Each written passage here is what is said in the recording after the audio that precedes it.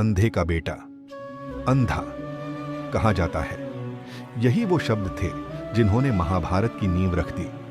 लेकिन क्या सच में एक वाक्य से युद्ध शुरू हो सकता है, या फिर यह कहानी उससे कहीं ज्यादा गहरी है?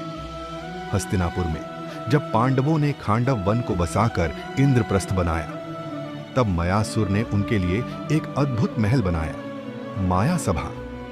एक ऐसा महल जहां सच और भ्रम में फर्क करना मुश्किल था। कहीं पानी जमीन जैसा दिखता था और कहीं जमीन पानी जैसी। जब दुर्योधन पहली बार आया तो उस भव्य महल को देखकर वो हैरान रह गया और उसी हैरानी में धीरे धीरे आगे बढ़ता चला गया। तभी उसने एक जगह को जमीन समझा, लेकिन वो पानी था, और अगले ही पल वो सबके सामने गिर पड़ा। सभा में मौजूद लोग हंस पड़े और कहा जाता है कि तभी द्रौपदी ने कहा, अंधे का बेटा, अंधा। लेकिन यहां एक सवाल उठता है, क्या द्रौपदी ने सच में ये शब्द कहे थे? महाभारत के कई संस्करणों में यह संवाद सीधे तौर पर नहीं मिलता। कुछ कथाओं में कहा जाता है कि उन्होंने सिर्फ हंसी उड़ाई।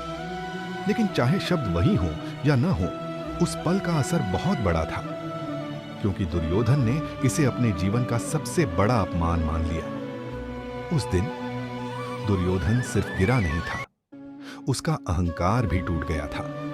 और जब अहंकार टूटता है तो या तो इंसान बदलता है या फिर बदला लेता है। दुर्योधन ने दूसरा रास्ता चुना।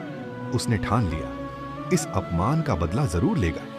और यहीं से शुरू हुई उसके मन में जलती हुई आग। इस आग को हवा दी उसके मामा शकुनी ने दुर्योधन को एक रास्ता दिखाया, चाल, जुआ और धोखा। और फिर हुआ वो खेल जिसने सब कुछ बदल दिया, द्यूत क्रीड़ा, जहां पांडवों ने सब कुछ हार दिया, राज्य, धन और अंत में द्रौपदी भी। सभा में द्रौपदी का अपमान हुआ, एक रानी को सबके सामने घसीट कर लाया गया। और फिर सभा में द्रौपदी का चीरहरण हुआ और उसी दिन युद्ध तय हो गया।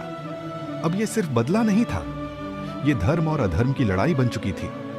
तो क्या सच में एक वाक्य ने महाभारत शुरू किया? शायद नहीं, लेकिन वो एक पल, एक चिंगारी जरूर था, जो धीरे धीरे महाभारत की आग बन गई। क्योंकि कुछ शब्द जख्म नहीं देते, जख्म बना देते हैं।